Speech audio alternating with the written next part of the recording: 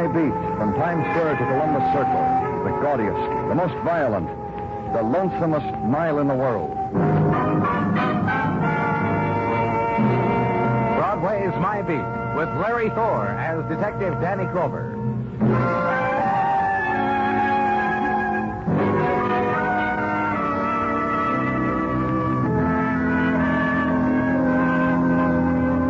The time comes to Broadway when summer is an early evening. The winds of twilight begin their drifting, and in their wake, the leading edge of night. The laughter begins to bubble in the heat-heavy corridors, and when laughter is to a boil, doors are opened onto the nighttime, and it spills and flows with the currents of this new darkness. And from somewhere a breeze, and the rocket and flare of light, green, blue, scarlet, splashing the faces and shoulders of women heading into nighttime. The Midway is opening now, so hurry, hurry, hurry. Tickets are being sold to Carnival. And in an office at headquarters, the listless ending to a day splattered with minor violences. The stapling together of quadruplicate reports on same. The drone of a fan whirring against the remaining wisps of a day's heat, and a detective talking into a phone. Then shifting it to his other hand, to his other ear, because it's moist with his sweat. Sure, Georgie. Well, we'll take care of it. Yeah. That was Georgie Beck. Same thing? Yeah, Georgie says being followed again. Georgie's in danger, he says. Georgie's upset. Pickpocket with a neurosis. It could ruin him in his business. If he calls once more, it'll ruin me and mine. Maybe he's not kidding, Muggavan. What's the matter? He got you, Danny? What are you saying? Maybe he's not kidding? First time Georgie called, we spent a man on him. Weeks we spent a man on him. All that was following Georgie was Georgie's own boozy breath. We flea-bagged the bar and danced me around again, Georgie. Maybe whoever was following him spotted our man, laid off for a while. Now with our man off, Georgie, maybe he started again. I got a theory, too. You care to hear it? Sure. You won't laugh. Why should I? Because it's the end of the day and you're tired and I'm tired and I'm going to lay a cliche on you. Nothing's following Georgie the pickpocket. Nothing but his conscience. Nothing. I'll get him. Lieutenant Clover speaking. Maybe now you'll believe, Lieutenant. Maybe now when I'm hurt. Maybe now when I'm sliced You up. have the phone, Muggavan. Traces. Tell me slow, Georgie. Tell me what's happened. I told you. Call. Georgie. Hello? Georgie? So check records of the detective assigned to follow Georgie Beck.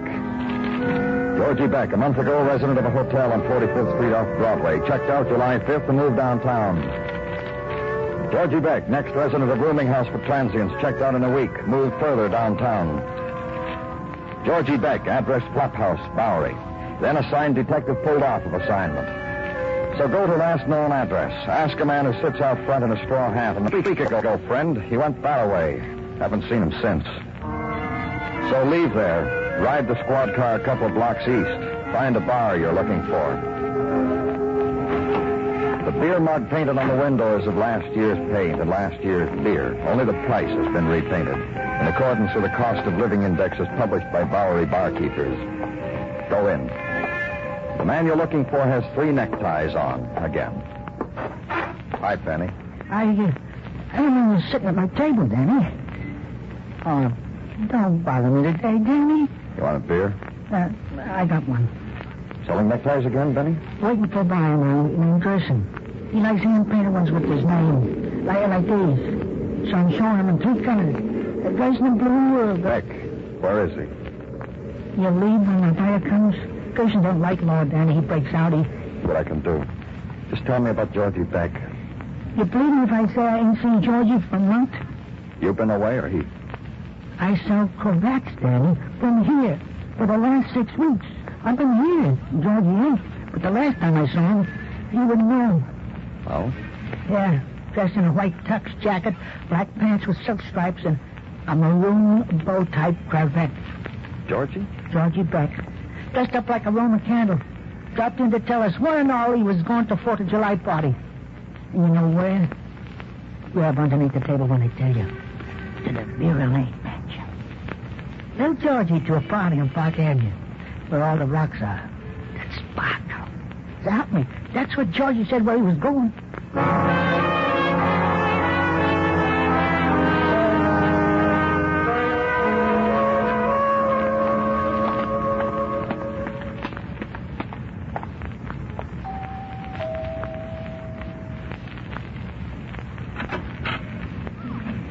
Look what you got for a butler, mister. Me. Dressed like this. From the police, Danny Clover. Dressed like this by a Frenchman who thought it suitable to an August night on Park Avenue. Mrs. Vera Lane. Is she here? Mother? My mother? There is what took you from whatever you were doing and brought you here? Just tell me. In our garden, there is a pool. In the pool, there is goldfish. By the side of the pool, there is a woman with a crystal glass of black velvet in one hand and a box of fish food in the other. That is my mother. You know black velvet? Take me to her, please. Black velvet is champagne and stout. Sometimes when the fishies are good, Mother lets them have a sip. Maybe they've been good tonight and you can watch them get loaded. Come on, I'll take you to my mother. Take a good look, Mr. Clover. Because when Mother dies and leaves this place to me, I'm going to die and leave this place for a museum. And through here, the garden, food, and my mother. Lorenzo, poor baby. Wish up to the snack. Mother. Vera. Lorenzo's being naughty, Bobby. He won't eat. It's the way with goldfish turned drunkard. Vera, pay attention. There's a policeman at my side. He wants you. If you've come, young man, about the prowler, never mind. We haven't seen him for over a month. I came about a man named Georgie Beck. I reported the affair. I even went down to your jail to try to identify the prowler. Were you one of the officers who was so kind to me then? No. No. I can see you weren't. Not one of the kind ones. But then what can you possibly want of me now? You gave a party about a month ago, the 4th of July. A man named Georgie Beck was there. Was he, Bobby? Was there a man named Georgie Beck? I wouldn't know, Mother. It was your party. All I did was keep it gay. No. No, there was no Georgie Beck. I know no one by that name. Whom I don't know, I don't entertain. I was told he was here. He told his friends about how he was coming here. But who in the world is Georgie Beck? A pickpocket. A man who's been afraid for his life. A man who's been knifed and is lost somewhere in the city. A man we're looking for so we can help him. So we can arrest his assailant. A pickpocket, a thief? Yes. Well, then that would explain why he was here, if he was here. Obviously a crasher come to a party where the fabulous Lane diamond was being worn. And I wore it here, about my throat. Oh, to think that his fingers might have touched my... Bobby, the thought stifles me. And this policeman, will you take him away from me, please? Bobby, your mother's talking to you. Stop that giggling. You heard my mother, Mr. Clover. You'd better go. She doesn't want you to play around here. Walk back through the lavishness of it all and out into the street. And it's night now, summer night on Park Avenue. Stars facaded by elegance and marble. And a special vista which includes a gently turning moon in a special colored and cloudless sky. Leave it and back to Broadway, where moon and stars and sky are obscured by other miracles of light, man-made and metered as to kilowatt hours. And down Broadway to headquarters, then walk briefly the shadowed pavement and inside. Hey, Danny. Hi, Gino. The reason I got this phone in my hand, I was just calling communications in case you were still in the squad car. Well, put the phone down and tell me. Georgie Beck, found. Where? Doc Lowell called. He's got Georgie. What are you talking about? As much as I could understand, Doc Lowell, when he called, he said Georgie Beck. Muggavan still here? Yeah. Get him. Tell him to meet me downstairs.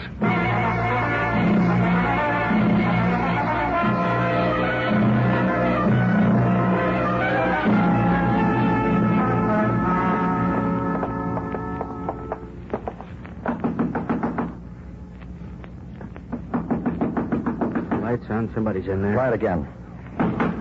Let's go in, Muggavan. Yeah. There they are. Yeah, both of them flat on their face. Take the dark, Muggavan. Right. Come on, Doc. Get up. Rise and shine, Doc. Come on, come on. Lowell's drunk again, or still, or yet, or whatever you want to call him. Yeah. Is it Georgie? Oh, dead, huh? Dead.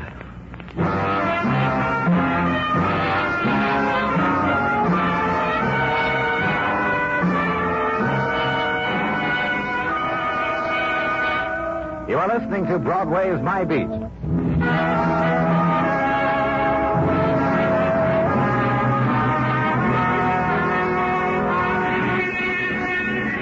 The days are slow on Broadway now. It's summer, and the time clock people go home in sunshine. And twilight is an hour's time to make ready. The fast drink, the fast shower, the quick phone call. It's rockets of color, and the sudden swift rush of riot. So grab a partner and hang on. Night dies quickly. And night was halfway done. Where I was, in the room downtown, in the quiet room at the end of a tenement corridor, death was.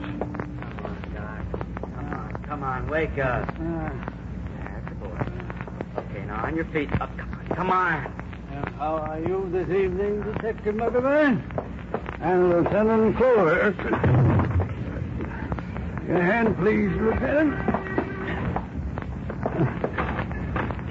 Danny. Who's dead, Doc? I tried, Danny. I really did. Hey, Danny. Yeah? Hand me that bottle, please. We want to know what happened here, Doc. I need the bottle. Here. Thanks, Danny. Doesn't mean anything, Danny. Now and then I throw a half-full bottle of booze through the window. If it's supposed to mean I'm not going to drink anymore. Oh, come on, Lowell. Just tell us what happened, will you? I was looped when he came in. I couldn't help him. I tried. You remember when that happened before, Danny? When it got in the papers? Maybe you need a faucet in your face, Doc. Come on, we got work to do. Alone. He's all right. Georgie Beck knocked on my door. He was bleeding. He said he walked 2 blocks like that. I don't see how he did it. I tried to help him. I guess once I was taught what to do, but I saw the blood and I just ran around the room trying to think what to do. I gotta lie down, Danny. Sure, go ahead. Muggavan. Yeah. You're into a wagon and technical comes. First thing in the morning, I want you to do something. What? It worries me why Georgie Beck was at that party. The Vera Lane job? Yeah. What makes us so sure he was there? Mother and daughter don't remember. Georgie had a formal outfit on the 4th of July. Get a guest list and check it down. Find out if and why Georgie was there. Okay. You going home? I've got a call to make first.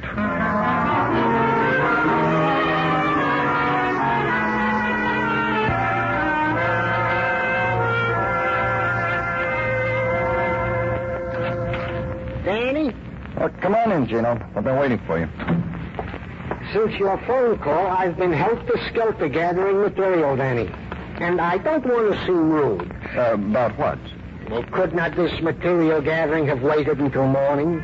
Mrs. Tartaglia cannot see her way clear to take material gathering as an excuse for the empty pillow on the left side of the Tartaglia bed. I'll write you a note home, Gino.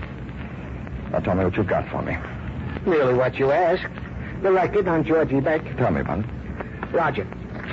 In December 1940, Georgie was apprehended in Times Square encumbered with 16 wallets, 15 of which were traced to squalling citizens, sentenced 3 to 5. In April 1946, Georgie was apprehended with 6 wallets.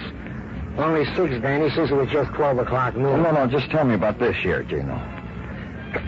Roger. This year, no arrest. He was a frequent passer through at our show-ups, his last appearance being at the early show-up on 23 June. And what else? The last entry into this file I was just in the process of typing up, Danny. After being a good boy for over a month, Georgie Beck was stabbed to death by assailant or assailants unknown. But go home, Gino. It'll wait till tomorrow. Home? You're a strange one. Huh? Yes, you are. Good night, Danny. Then against the flow of an August night, walk the quiet streets of the city. The time is for the looters of night. Somewhere a stockpile of illusion may have been left unguarded. Somewhere there must be a dream not yet dreamed. A whispering, uttered to no one else. A corner of an alley unoccupied. The trash can unsearched. Walk. And be conscious of the night pattern you fulfill. Drifter, straggler, searcher, derelict. And in the room, night ebbs, and in its wake, sleep. And on the wall of the room dances the image of a pickpocket in finery, sauntering through marble mansions.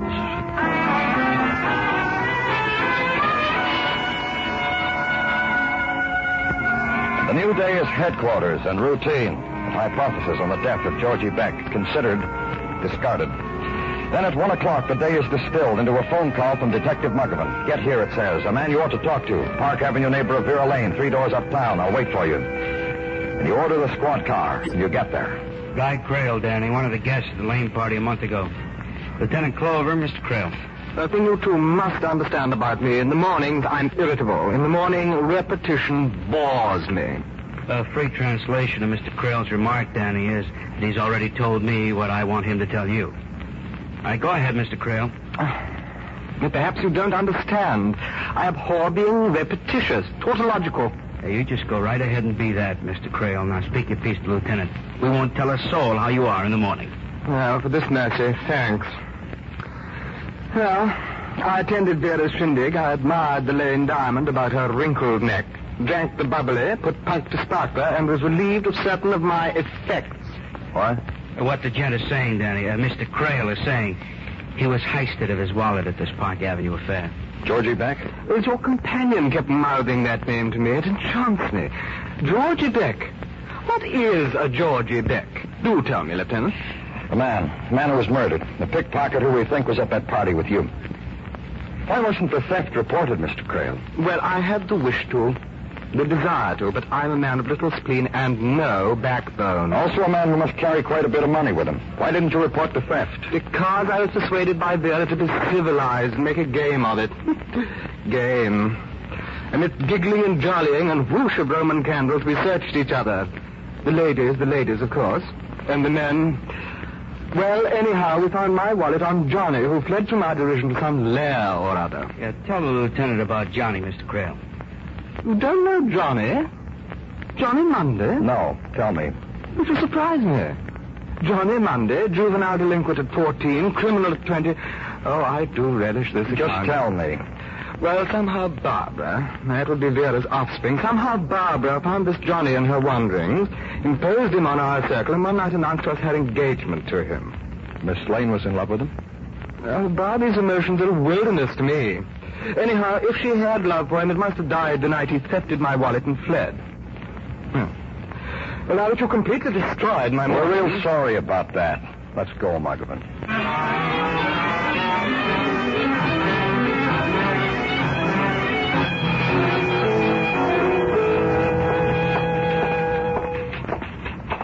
Officer Webb? What do you Matt? Oh, you, Lieutenant. What can we do for you? Records on the early show-up run for June 23rd. You get them for me, please? Right away.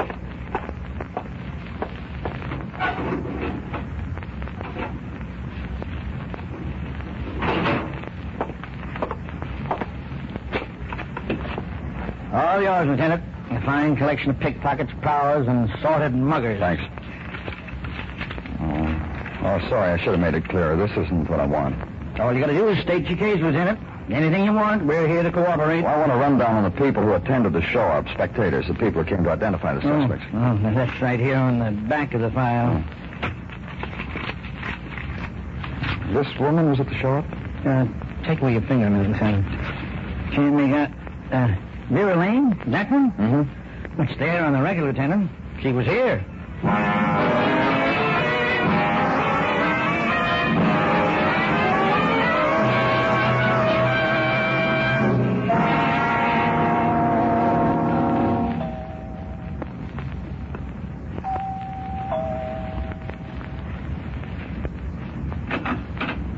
Yes? Hello. I'm Lieutenant Clover. Don't you remember? Who? I was here last night when you were feeding the fish. Yes? May I come in? It'll be a few hours yet before I feed the fish. Let's go in, Mrs. Lane. I want to talk to you. You want to see me while you see my daughter? That's a nice compliment. Funny. It's that detective who was here last night. Hello, Barbara. Hello. Bye now. I'll tell you when, Barbara. I did the polite thing, Mr. Clover. I greeted you. What do you want? Just come back here. All right. Tell me when to start. Barbara. Yes, Mother? Don't start anything. Just listen to the man. You're here for what, Mr. Clover? To tell you about Georgie Beck. That's the man I read about in this morning's paper. That's the man I asked you about last night. Well, what happened to him? Mother, you read. What happened to him? He's dead. You're here for what, Mr. Clover? To gather everything together. Tell you why he died. I know why he died. Oh, don't be silly, Bobby. He died because a drunken doctor, a doctor with no license, couldn't do anything for it. That's right. Goes a little further than that. Bobby. Now, don't get the vapors, Ma. Georgie Beck was a little man who thought someone was following. For a while, we put a man on it. Nothing happened. We dropped Georgie. Don't chew your lip, Mother. Just listen to the man. Very a little. I don't understand this. I don't understand why this man is And you don't understand me. Yes, that's right. We dropped Georgie, but then Georgie called. He said he'd been hurt. Then he, or someone else, hung up the phone. Maybe Georgie figured the police would think he was crying wolf, so he went to the only place he knew for help, a drunken ex-medical student. And when you found him, he was dead. Right. Exciting. The rest But I of don't it, want to hear the rest of it. I don't want to hear anything. You will, though. Won't you, Mr. Clover? you wanted to. Over and over. Over and over. Hi, Ma. What am I going to do with you? Mr. Clover, did you ever hear a more stupid question in all your life? Georgie was at your 4th of July party, wasn't he? You trying to beat Ma on stupid questions? Mrs. Lane, tell me about the time you went to the police show. Barbara, you're a willful, spiteful girl. I know. I don't know whether you ever saw a prowler or not, Mrs. Lane. That's not important. What's important is that you were at the June 23rd show at the same time Georgie was. And then all of a sudden, Georgie had formal clothes, went to your party, started living at a good hotel. Ma hired him. Didn't you, Ma? Mom, didn't you hire him? Yes, I did. I'm your mother, and I know what's best for you. She's my mother, and what's best for me is to hire a pickpocket. You know why she did that, Mr. Clover? I know. To pick a man's pocket and plant the wallet on a boy you were engaged to discredit him in front of your guests. To make him run away from her. Yes, I'm your mother. Oh, shut up! And you're my daughter, and you wanted to marry a boy like that, with a record. A criminal with a record. Who's going to marry me now, Mother? You killed Georgie Beck, didn't you, Barbara? After the party.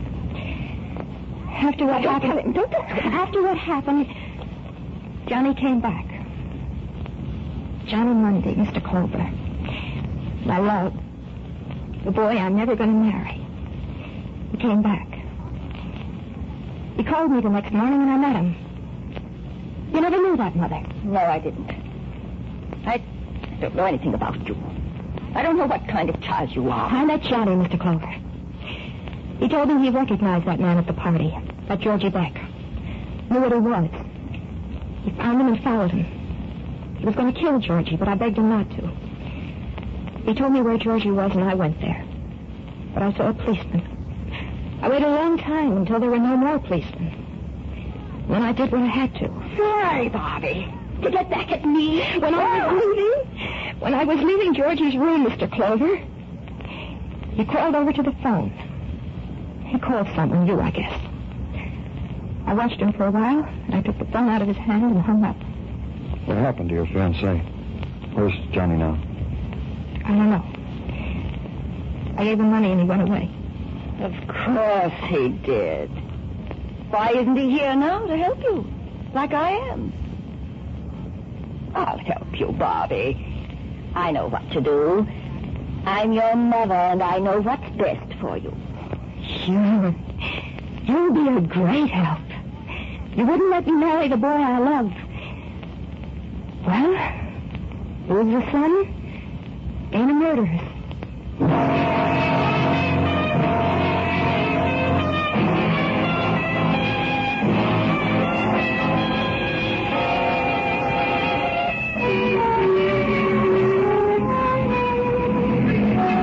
The night's jury races against the time of dawn on Broadway. It needs those hours to prove itself. Mob and grinning faces, hawkers, and the high heels clack, and the voice that whispers. But hurry. Time is a race. The night lasts only so long. It's Broadway. The gaudiest. The most violent. The lonesomest mile in the world. Broadway. My beat.